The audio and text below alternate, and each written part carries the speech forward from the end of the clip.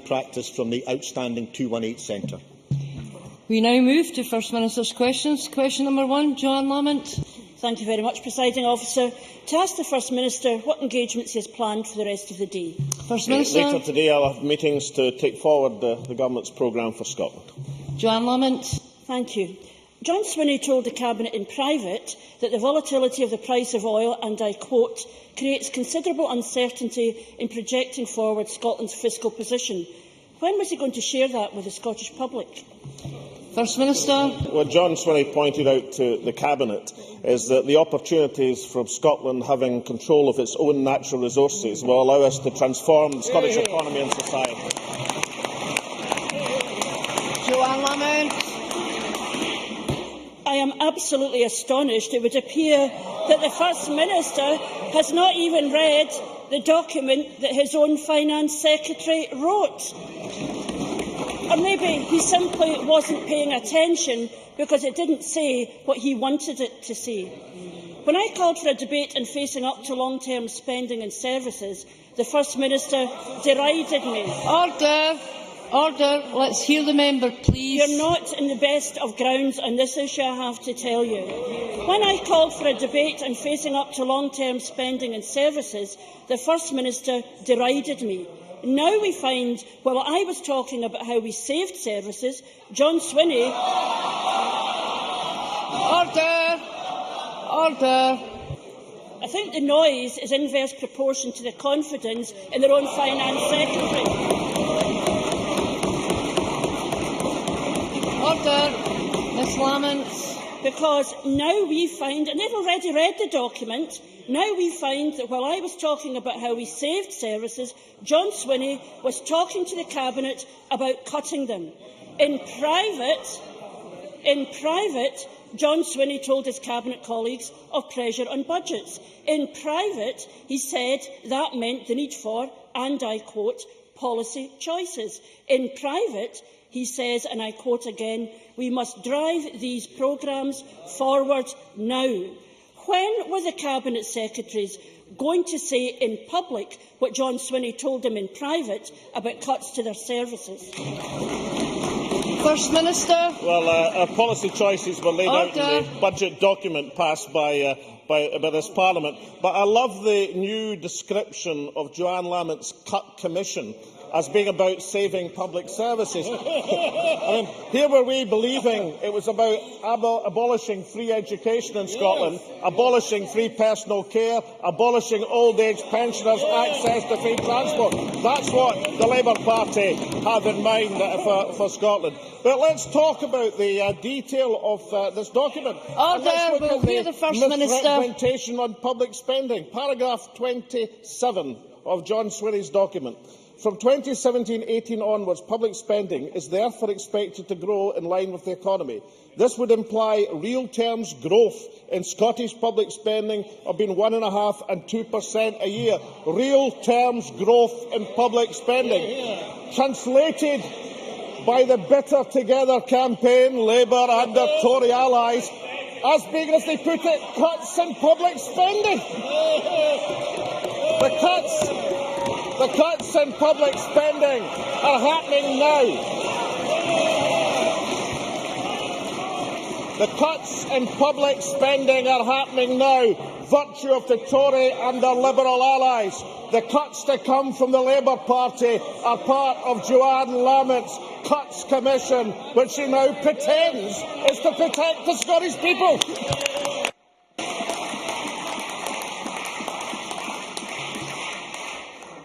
The First Minister a serious question, and he says, look, there's a squirrel. The fact of the matter...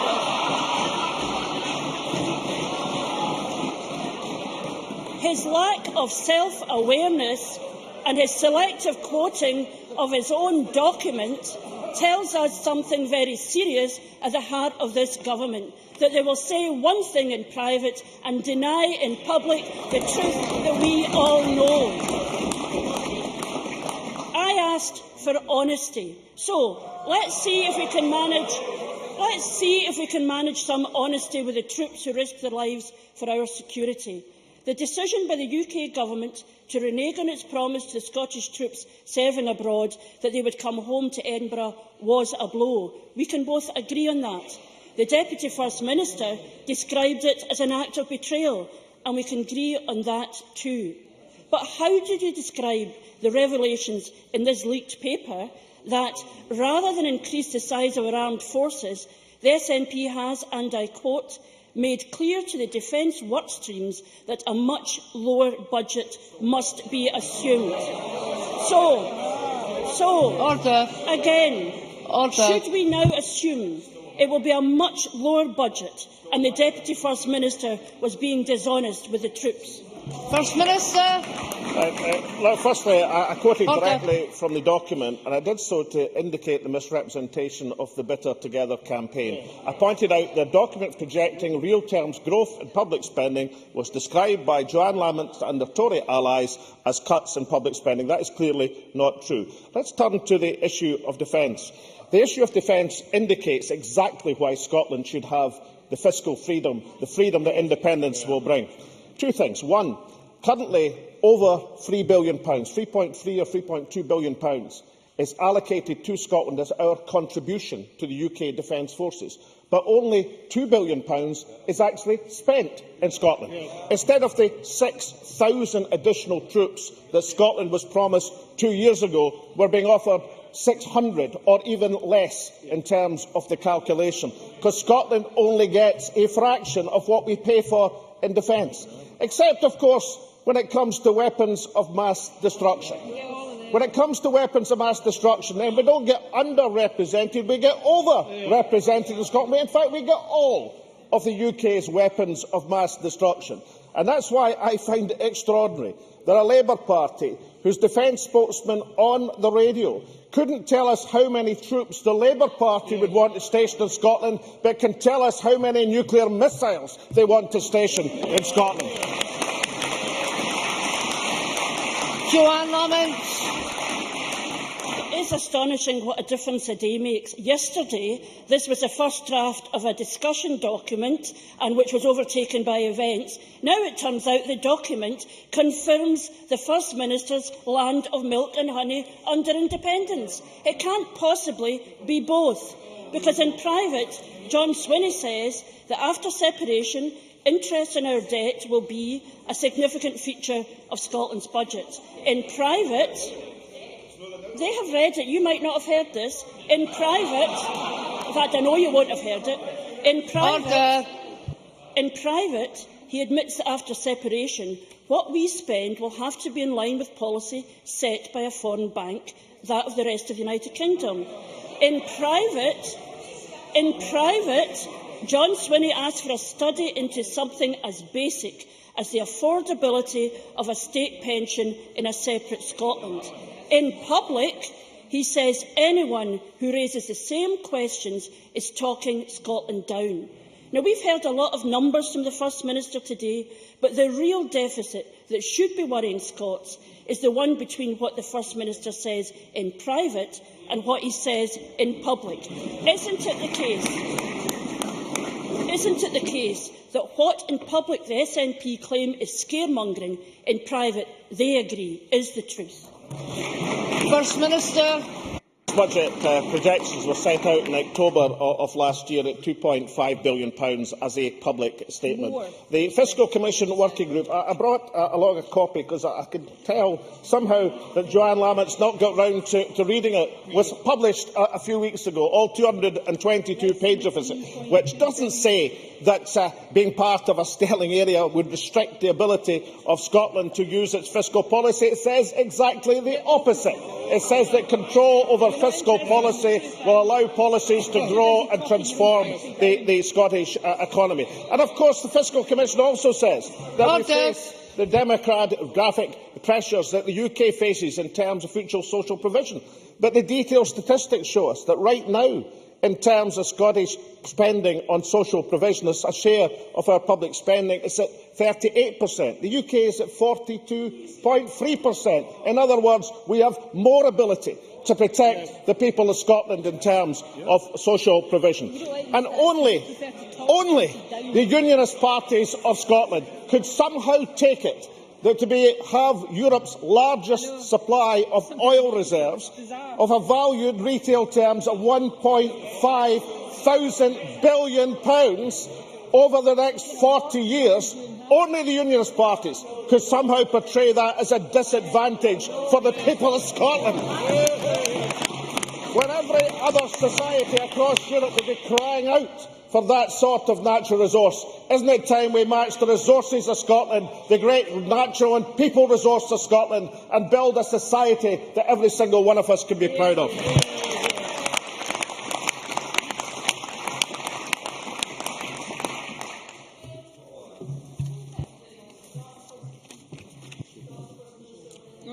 Can we have Scotland? To ask the First Minister when he will next meet the Secretary of State for Scotland. First Minister. No plans near future. Ruth Davidson. Well, let's stick with this First Minister's seeming inability to be straight with the people of Scotland on what he knows to be true in private. Because this First Minister says that an independent Scotland will deliver universal benefits, it will have well-funded public services and pensions, and all of it will be paid for by oil, the resource he's just extolled.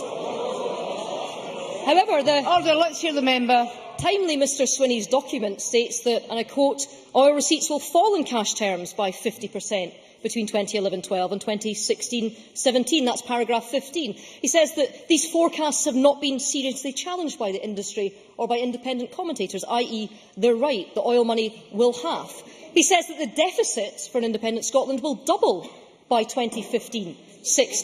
He says that there will be a downward revision in public spending.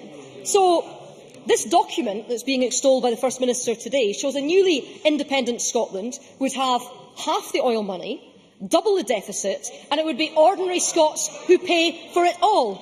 So I ask the First Minister, why has none of this ever been said in public before?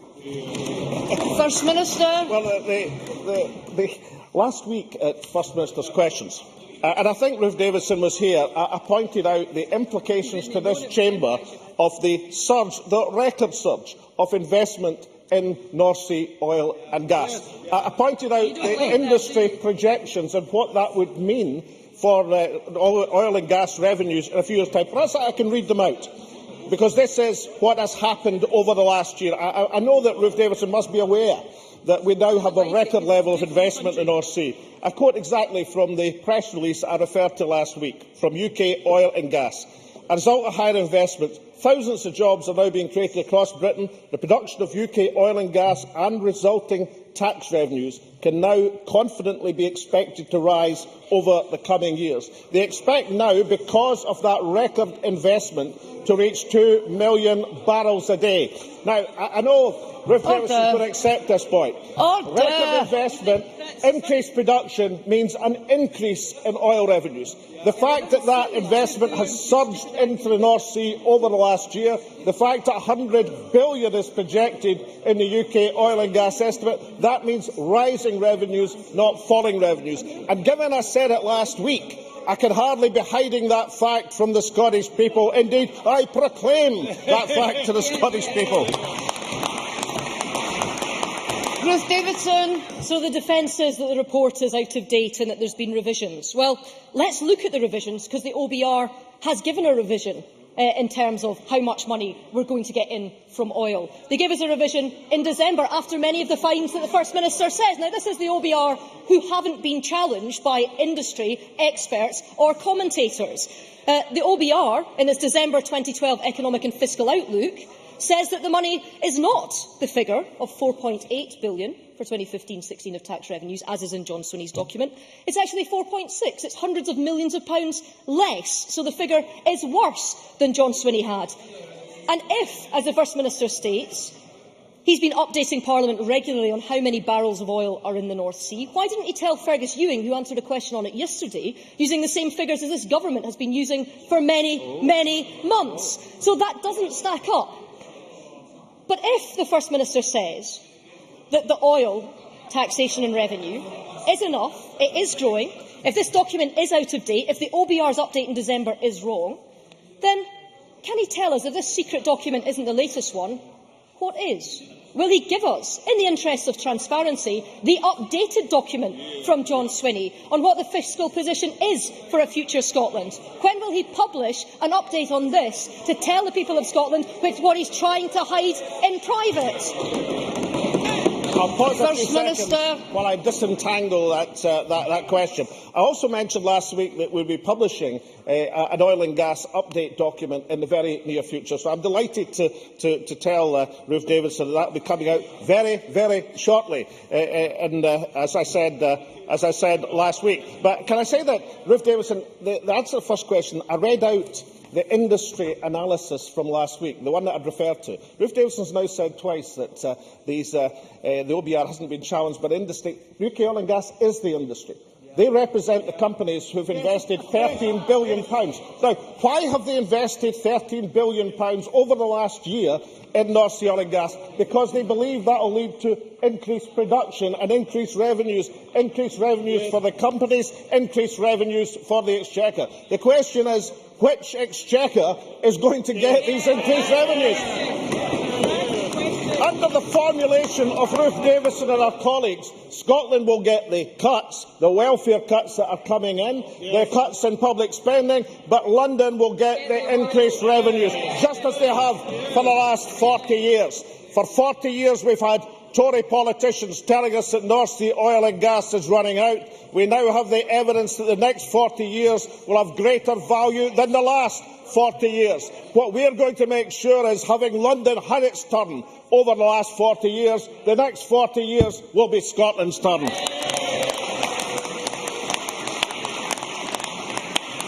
Constituency question, Adam Ingram. Thank you, Presiding Officer. To ask the First Minister if he will mobilise Scottish Government support to its fullest extent to maintain the coaling operations of the Scottish Resources Group, reported to be in severe financial difficulties this morning. He will be aware many hundreds of jobs and the economic well-being of local communities in Cumnock and Doon Valley are dependent on these activities. First Minister. Well, let me say I share the member's concern regarding developments in respect to the Scottish Resources Group, the potential impact, of course, on employees, their families in Cumnock and Doon Valley area. Fergus Ewing, the Minister of Energy, has been working closely with the company and others to do all we can to help. We do continue to do everything we can to assist SRG to maintain operations as a priority, and of course will provide for support to employees facing redundancy through the PACE initiative. The member can be sure that this will occupy a key concern of Government as we try to do our best for the employees affected. Question number 3, Will Rennie. The First Minister what issues will be discussed at the next meeting of the Cabinet. First Minister. Issues of importance to the people of Scotland. Will Rennie. We've seen the papers. We know what they on the front bench really think. In private, he's a pessimist. On oil, they're worried. On public service jobs, they are alarmed. And on pensions, they're panicking. On these 3 challenges, identified by his own Finance Secretary, which keeps the First Minister awake at night? First Minister. Well, I'll tell you what doesn't keep me awake at night, having to face Willie Rennie on a Thursday. I sleep very soundly. The only problem was I woke up this morning to hear Willie Rennie on the radio. And if he said it once, he must have said it half a dozen times, that oil revenues were declining. Now I've actually read out the oil and gas survey from the industry last week, their arguments as to why oil production and gas production is going back to 2 million barrels a day, why revenues are going to be rising as a result of the investment pouring into the North Sea. Perhaps Willie Rennie, next time he's on the radio, won't keep me awake in the morning by going through the familiar routine we've heard from unionist politicians since 1980, that it's all running out, it's not really worth anything, it's far, far too much trouble, it's the most enormous resource in the continent of Europe, and every other country would give their eye teeth to have command over these oil revenues. Will Rennie. The Finance Secretary claps at that, but it's the Finance Secretary's own figures that he's contradicting. He goes again, excuses at an all-time high, panic rising and flannel, as we've just heard at unprecedented levels. They've boasted that Scotland's deficit is £7.6 billion. Who on earth celebrates? When they spend more than they get in? No Scottish family would, yet the SNP do. But now we know the celebrations are fake. There's no fizz in his juice anymore. Isn't it the case? It's only his cabinet colleagues that get to know the truth about the real price of independence. Why does he think the real truth is only good enough for the privileged few? First Minister. Well, let's see if I can put his gas in a peat along with his fizz. I don't think either truth or deficits are the strongest suit of the Liberal Democrats at the present moment. I read out what the document says about public spending, the real terms increase of between 1.5% and 2% a year. What keeps me awake at night just now is the implications of Liberal Tory policy in Scotland and the declines in public spending that are going on. What keeps me awake at night is the bedroom tax and the impact on the social security of Scotland. What keeps me awake at night is the £1 billion that's going to be withdrawn from the poorest sections of the community thanks to the policies of the Tory and Liberal administration in London. What keeps me awake at night is Trident missiles for the next 50 years in Scotland, when we should be spending that money on the social and economic welfare of Scotland. And what keeps me awake at night is not the band of 5 Liberal Democrats, because sooner or later Willie Rennie is going to work out why there are only a band of 5 Liberal Democrats in this chamber, because they put the Tories into power at Westminster and they foist their policies upon the Scottish people. Question number 4. Jimmy Day. Thank you, Presiding Officer. To ask the First Minister what consideration the Scottish Government has given to the introduction of legislation regarding the implementation of the relevant convention rights if the UK Government was to repeal the Human Rights Act 1998. First Minister. Well, the Scottish Government is strongly opposed to the repeal of the Human Rights Act. We'd expect to be consulted by the UK Government in the event of any proposed changes to human rights legislation. To date, no such proposal has been communicated to us. In the event of a repeal, it would certainly be open to the Scottish Government to introduce legislation which protects the fundamental rights of people in Scotland, at least in the context, as things currently stand, of our devolved responsibilities. Jimmy Day. I thank the First Minister for that answer. Does he agree that a proposal designed to pander to a right-wing Eurosceptic minority would see Scotland isolated in Europe, and that instead of repealing the Human Rights Act, we need to extend the scope and reach of fundamental human rights here in Scotland? First Minister. Yes, I do agree with that. I think it's the UK Government who are out of step with civilised people across the continent. I think their attitude is parochial and regressive in terms of their attitude to human rights. I think the European Convention fulfils a valuable role in current Scottish society. I think an independent Scotland with a written constitution would allow us to assert the positive rights that people in a modern democracy have the right to be expected and to be entitled. Lord Campbell. Does the First Minister agree with me that were the UK Government to repeal the Human Rights Act and withdraw from the jurisdiction of the European Court of Human Rights, it would set a unique precedent in the developed world, separating the United Kingdom from the other 46 participants in the Court and putting the UK on the same level as Belarus? First Minister. Well, I certainly think that the trend in at least the dominant partner in the UK Government constitution is against the trend across civilised society. I have to say that when you get to the stage that you're so opposed to joint European action that you question the validity of European arrest warrants, which is what's been going on at Westminster. Arrest warrants which actually get some of the most dangerous, vicious people effectively repatriated so that they can stand trial and face justice. To actually put the politics of this before arresting murderers and rapists and other people who should be brought back to face justice just shows the extent to which the Tory party have not just lost touch with civilised values, they've lost touch with reality. Question number 5, Graham Pearson. Thank you, Presiding Officer. To ask the First Minister whether the Scottish Government will clarify the current relationship between the Scottish Police Authority and Police Scotland. First Minister. The respective roles of the SPA and the Police Service of Scotland as set out in the 2012 Act are based on those that have been in place and have worked well for more than 40 years in Scotland.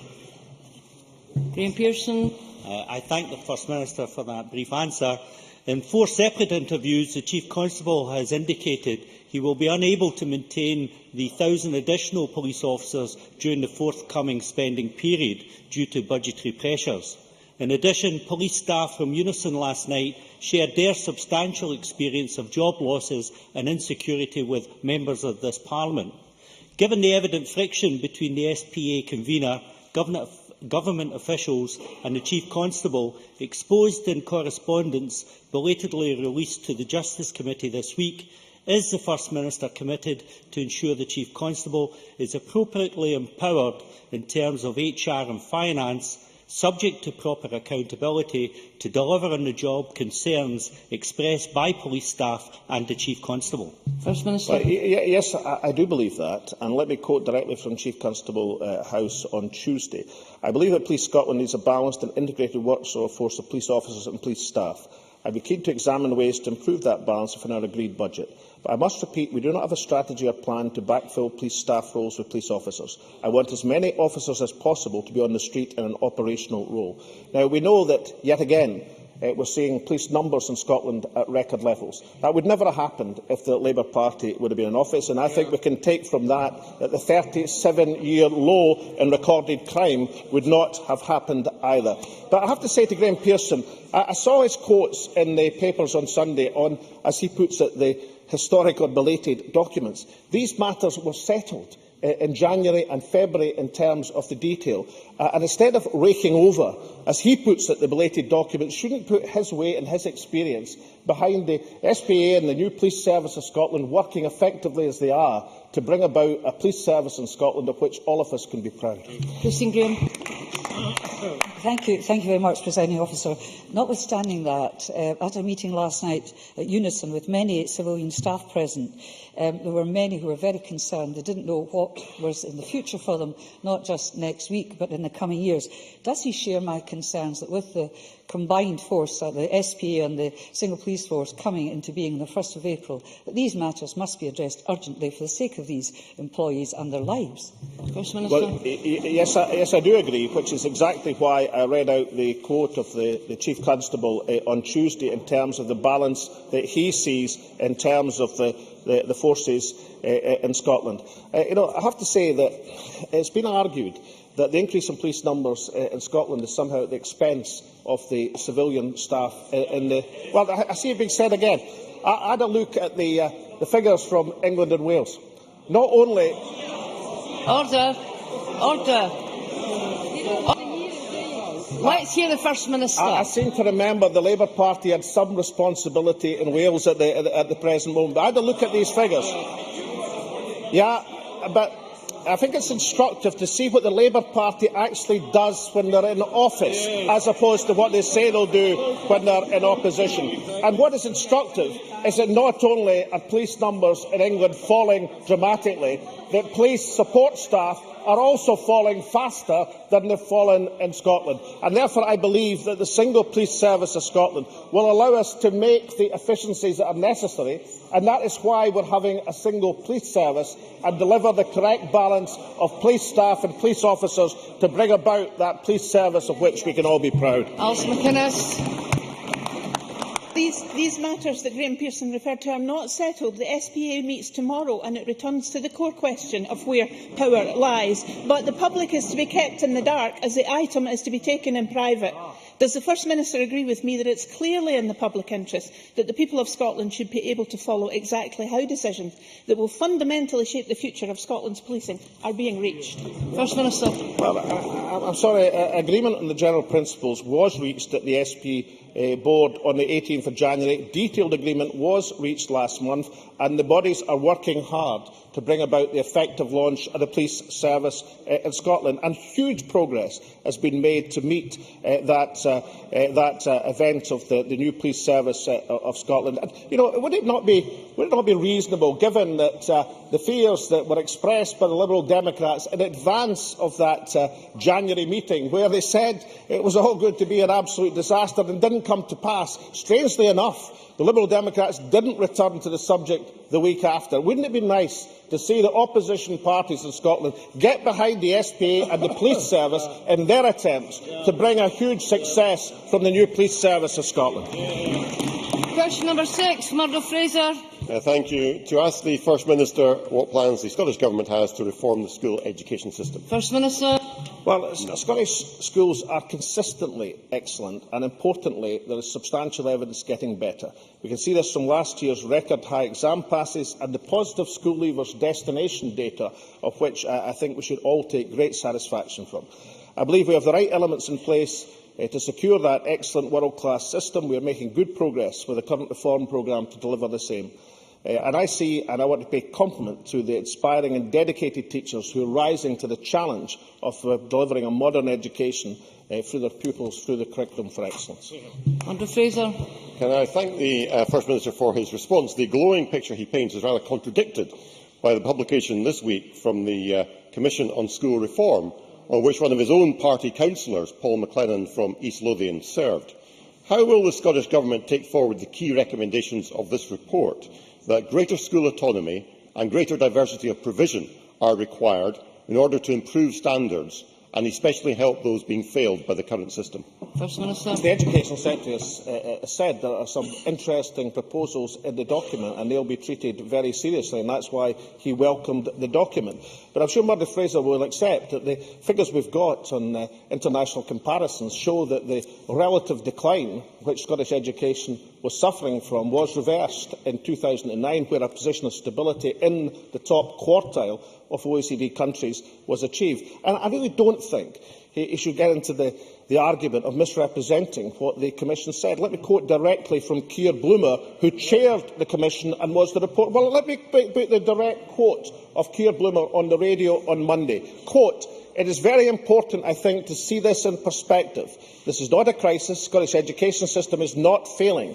On the contrary, it has high standards, remarkably consistent high standards across the whole range of its schools." Now, if that's what Keir Bloomer says, then can Murdo Fraser not try, along with Keir Bloomer, to get matters into perspective, to see the positive suggestions that are made in the report and to take them forward for the good of Scottish education? Hugh Henry.